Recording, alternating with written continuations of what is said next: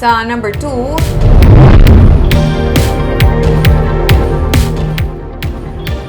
himata sang isa ka nagrense caregiver nga nagatrabaho sa Israel ang nagahinyo sang bulig agud tigayon nga makontak kag makita ini. Nagatrabaho bilang caregiver sa Tel Aviv, Israel ang 49 anyos nga si Loretta Villarin Alacre. Sunod sa iya nga magulang nga si Anabelia Alacre sang Cadiz Viejo sa Cadiz City, ulihin nila nga naistorya si Loretta sang Biyernes.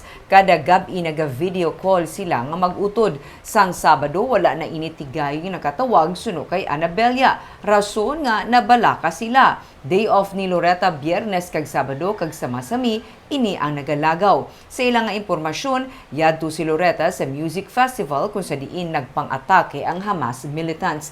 Nakakontak na sa ila pamilya ang OWA o kanang Overseas Workers Welfare Administration. Pero as of press time, nagahulat sila sa gihapon sang balita sa ila nga utod. Panawagan sang himata ni Loretta nga kuntani siya ang makontak kag makita. Sa report sa Philippine Embassy sa Israel, as of 12 noon, duha ka mga Pinoy sa Israel ang kumpirmado na patay.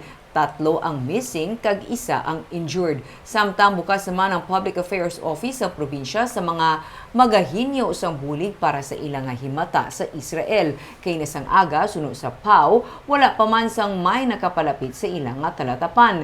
Linkages o kung sila ang mabuligan paagi sa pagpakig-angot man sa nagakaigo nga ahensya ang mabulig sang PAO sa ila. Nang iyang messenger, hindi na namon makontak. Sabay pa nga tali na mabuligan nga makita nga ako na utod dito eh.